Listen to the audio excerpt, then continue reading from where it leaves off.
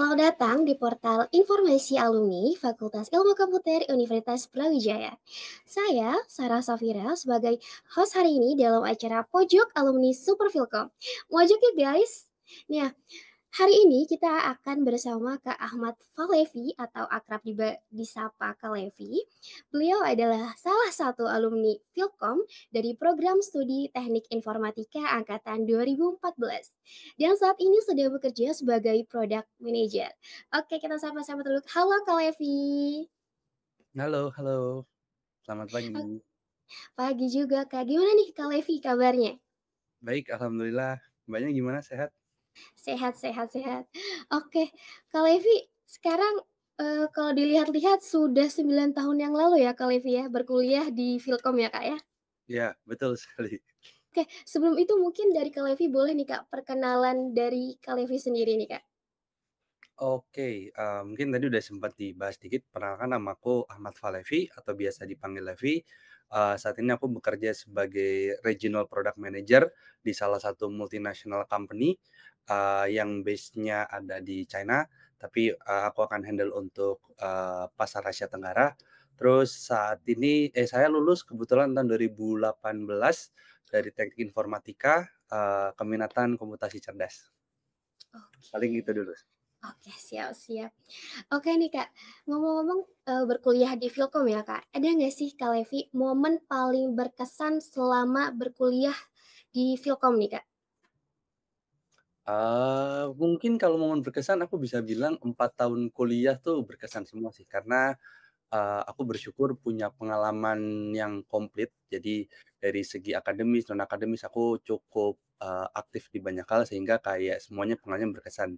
Termasuk mungkin kayak, apa namanya, ada momennya lagi fokus belajar banget, yang mana bener-bener kayak, cuman kuliah pulang. Tapi ada momennya juga, lagi aktif berorganisasi, kuliah rapat, atau mungkin juga lagi aktif ikut lomba-lomba sehingga juga setiap, pulang kuliah juga sambil, ngerjain project, sambil ngerjain diskusi dengan teman-teman. Hal kayak gitu yang berkesan dan menarik sih selama 4 tahun kuliah sebenarnya gitu. Berarti momen-momen kuliah tuh semuanya berkesan ya untuk Kak Levi ya? Kura-kura, kupu-kupu gitu ya Kak ya? Iya. Kuliah rapat, kuliah pulang. Oke. Nah kalau selama kuliah nih Kak, ada nggak sih tantangan sendiri Kak Levi, selama berkuliah atau mungkin kesulitan, problem yang Kak Levi hadapi dan kalau dari Kak Levi sendiri nih, cara menghadapinya tuh seperti apa Kak?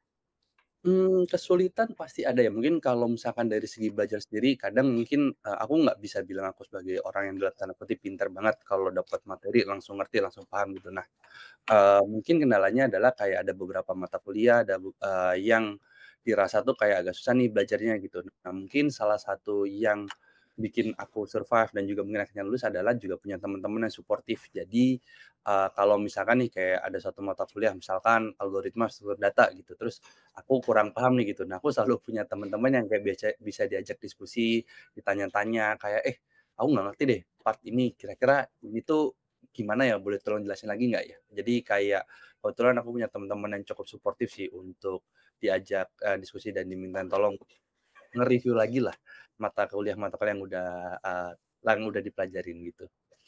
Oke, berarti kesulitannya lebih ke mata kuliah pemrograman ya Kak ya? Oh, Kalau yang lain kira-kira ada nggak Kak Levi, kesulitan yang paling masih diingat sampai sekarang? Maksudnya Vilkom kan waktu aku masuk kan juga masih fakultas baru, di mana seingatku kayaknya angkatan pertama yang bener masih masuk sebagai Vilkom atau PTK itu kan 2012. Jadi kayak mungkin secara fasilitas kita emang belum sebagus sekarang gitu ya. Nah mungkin kayak kadang agak kesulitan misalkan mau cari, tempat untuk, ngelakuin event, ngelakuin kegiatan. Aku rasa kayak dulu sering kayak bentrok sama, apa namanya, event-event lain, sama organisasi-organisasi lain gitu. Tapi kayaknya sih kalau aku lihat gedung-gedung Vilkom sekarang kan juga udah banyak ruangan baru, udah banyak yang terlihat sangat bagus. Jadi kayaknya aku ngerasa kayaknya itu udah nggak terjadi lagi ya sampai sekarang. Oke. Oke, berarti yang tadi aku highlight yang pertama, salah satunya kesulitan di mata kuliah ya, Kak, ya, pemrograman ya, Iya, tapi juga betul sudah ke-solve ya dengan teman-teman yang suportif gitu. Tapi betul. berarti kalau dari Kak Levi sendiri tidak ada kayak ngerasa struggle ya, Kak, kuliah di Teknik Informatika kan terkenal dengan cukup sulit ya, Kak, ya, masuknya apalagi lulusnya juga ya, Kak? Ya betul, tapi tadi mungkin karena aku kebantu dengan teman-teman yang baik dan suportif mau ngajarin, jadi itu yang ngebantu aku jugalah untuk bisa lulus dan survive juga gitu. Oke, siap-siap Kak Levi. Nah, tadi Kak Levi juga sudah menyebutkan Kak Levi sedang bekerja ya sebagai product manager ya, Kak, ya? Nah, Betul. aku juga kepo nih Kak Levi. Ada nggak sih Kak perbedaan yang mencolok antara dunia kerja dan saat masih kuliah? Kadang kan culture-nya pasti beda ya Kak ya? Gimana Kak? Oke, mungkin kalau soal cerita itu, roles aku kerjaanku sekarang sebagai product manager, mungkin kalau aku boleh jujur, sebenarnya aku malah dapat banyak knowledge sebagai product manager itu lewat berorganisasi. Jadi mungkin kalau aku boleh cerita dikit, role product manager itu basically kan adalah suatu roles yang tujuannya itu solve suatu masalah gitu. Mungkin, dari berorganisasi aku belajar kayak gimana sih caranya aku membuat, suatu event, membuat suatu program kerja yang, punya tujuan yang jelas. Kita juga bisa ngukur nih, kegiatan ini atau program kerja ini tuh disebut sukses tuh kalau apa. Kemudian kayak mungkin karena dulu juga aku aktif, ngebantu di proses sampai K2 maba, namanya berubah nggak ya sekarang ya? Nah, itu dulu jadi kayak, framework-framework berpikir, cara-cara, berpikir yang aku dapatkan dulu dari senior-seniorku juga itu yang ngebantu aku, bisa jadi product manager tadi gitu. Selain mungkin juga dengan kuliah sebagai di teknik informatika, aku jadi punya technical knowledge yang cukup, untuk kayak ketika bikin requirement, ketika aku nge-propose suatu solusi, aku bisa consider, hal-hal teknisnya. Misalkan kayak mungkin, oh, logic-logic seperti ini tuh nggak memungkinkan karena kita lagi pakai framework apa gitu di kantor yang sekarang. Nah, hal kayak gitu tuh juga, terbantu dengan aku punya knowledge dan kuliah di apa namanya, di teknik informatika. Walaupun mungkin secara formal nggak ada dalam tanda kutip pelajaran atau mata kuliah relate ke product manager itu sendiri sih sebenarnya. Jadi Oke, mungkin kalau aku bisa simpulkan, aku berada di role sekarang belajar dari ya hal akademis, terkait ilmu teknisnya di apa namanya, di informatika itu sendiri dan kedua juga belajar dari, cara berpikir kritis di organisasinya. oke siap. Berarti bisa dibilang soft skill selama berorganisasi itu kepakai banget ya Kak ya? Ya, Problem betul. solving, manage, terus leadership juga ya Kak ya? Apakah pekerjaan yang sekarang masih bisa dibilang linear atau enggak nih Kak? Bisa aku bilang linear, tapi tidak sepenuhnya linear. Karena, aku nggak yang, hands on ngoding, tapi, di titik tertentu aku juga ngebantu kayak desain, sistem arsitektur atau mungkin kayak propose desain sistemnya akan seperti apa. Jadi kan itu juga kita masih belajar nih selama kuliah kayak mungkin belajar kayak bikin UML diagram, bikin Betul. flowchart dan kawan-kawan itu, masih sangat kepakai juga gitu. Tapi aku nggak sampai hands on ke ngodingnya, jadi, tetap ada, apa ya, tetap bisa aku bilang mungkin linear sih sebenarnya gitu. Oke, siap. Kalau Kak Levi sendiri nih, Kak, sampai memutuskan menjadi product manager, itu Mhm. gimana tuh, Kak, langkah atau mungkin alasannya Kakak memilih role product manager sekarang sebagai pekerjaan utama Kakak? Oke, pertanyaan yang menarik. Jadi, aku baru tahu role product manager itu setelah aku kerja pertama kali. Jadi kebetulan waktu pertama kali kerja, aku punya role sebagai IT project manager.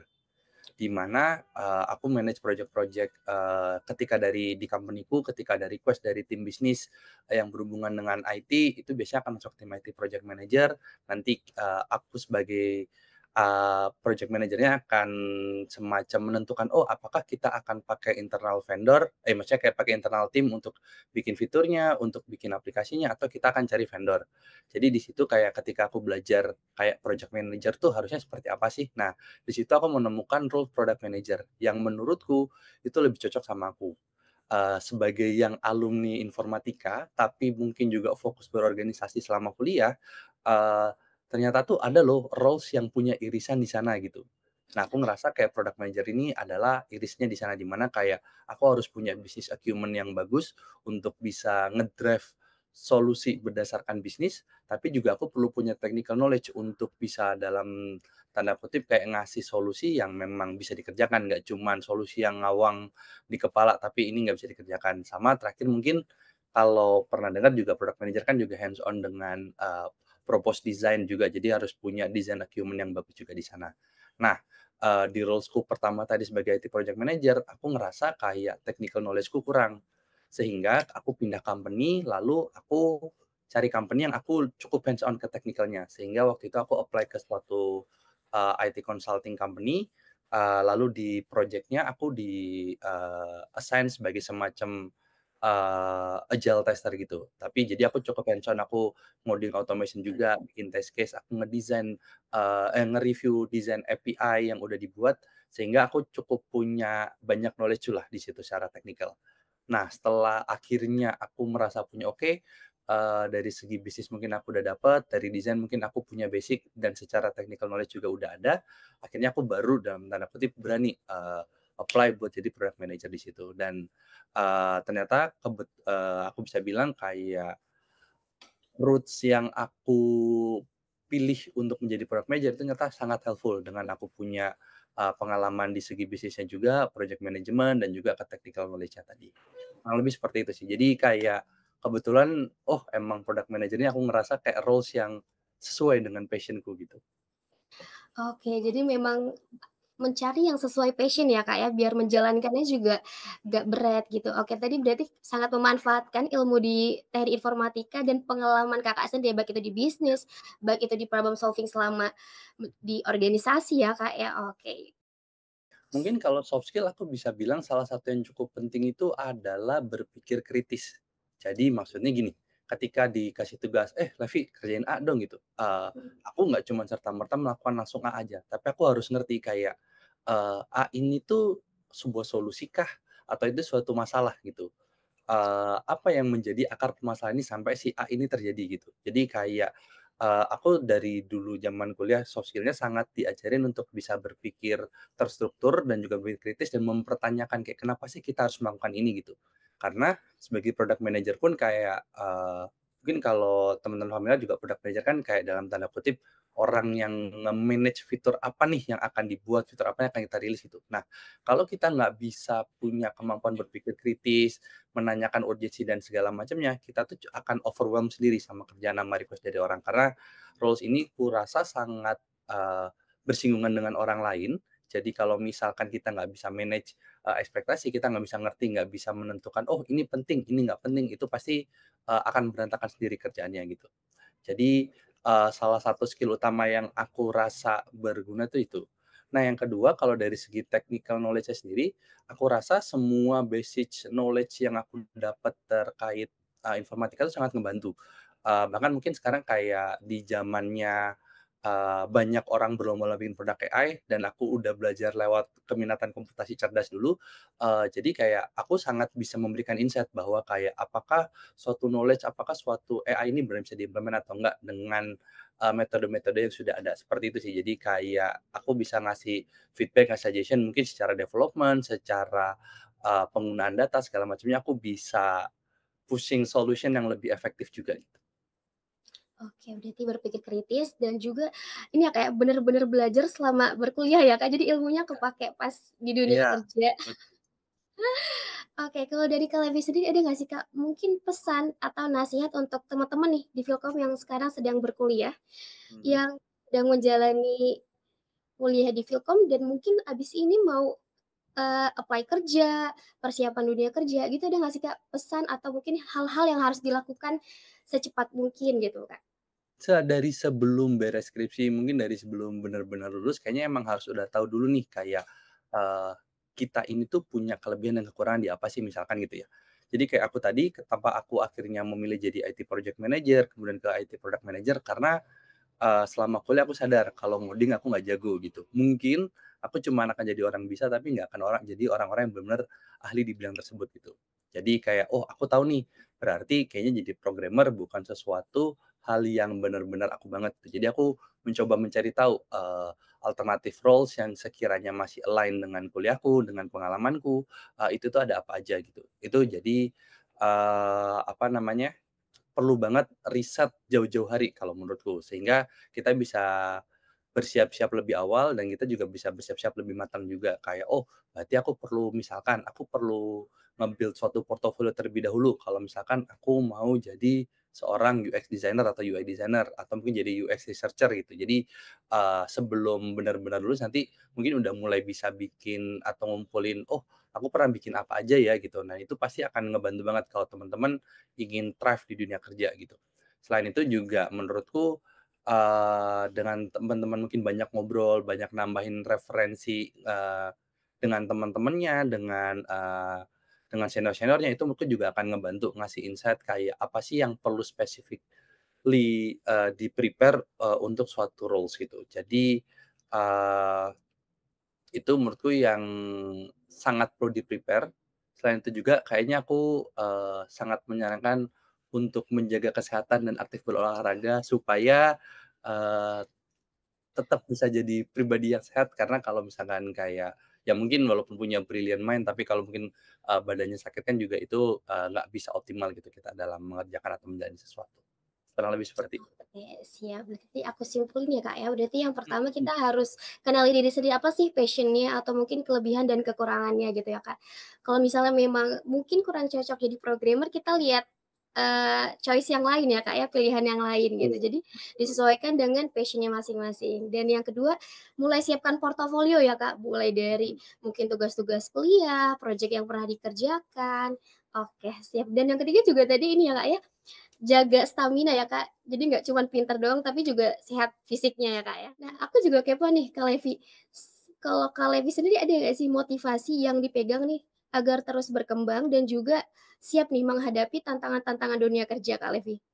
Aku emang punya mindset untuk nggak mudah puas aja sih dalam mengerjakan suatu hal gitu, kayak, aku nggak pernah berharap selalu jadi juara satu di suatu hal, tapi aku selalu berharap aku bisa ngasih yang terbaik, dan aku nggak pernah berhenti belajar. Mungkin itu yang lebih penting karena kayak, eee, mau nggak mau kan sebenarnya ketika kita, di dunia kerja itu kita nggak akan cuma berkompetisi. Mungkin kalau kita kuliah kan ya kita berkompetisi sama teman-teman seangkatan, teman-teman sekelas, teman-teman sekampus. Tapi ketika di dunia kerja kan kita akan benar-benar berkompetisi dengan orang yang mungkin sudah lebih senior 10, 20 tahun, yang udah lebih punya pengalaman. Nah, menurutku kayak kita punya competitive mindset, kita juga punya, keinginan untuk terus berkembang dan belajar dan selalu ngerasa kurang itu, menurutku sangat membantu sih untuk kita keep going untuk, mencari challenge-challenge, yang lebih baik supaya, kita berkembang juga. Mungkin kalau kata Steve Jobs, ya stay foolish, stay hungry aja gitu. Oke, siap siap, Kak. Berarti memang jangan pernah puas dan terus belajar ya, Kak, ya? Oke, mantap banget nih, Kak Levi. Nah, oke nih, Kak, kira-kira ada nggak sih, Kak, close statement dari Kak Levi atau mungkin saran-saran untuk teman-teman Vilkom semua untuk akhir dari, ngobrol kita hari ini, Kak?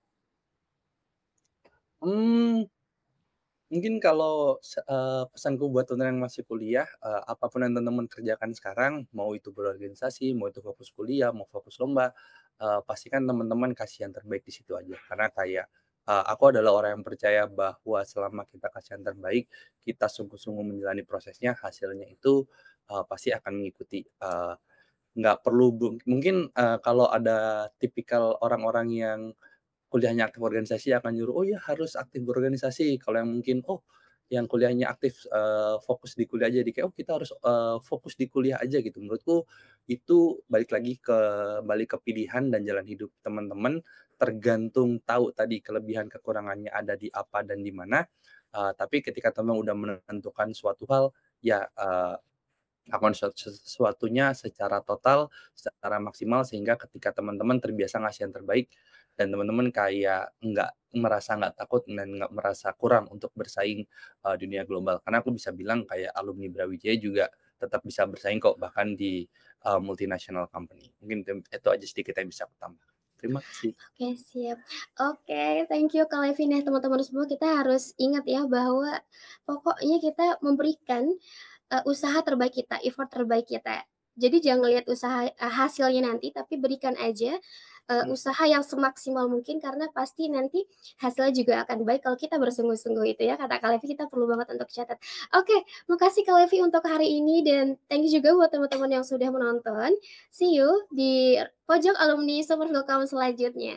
Dadah. Thank you Kak Levi.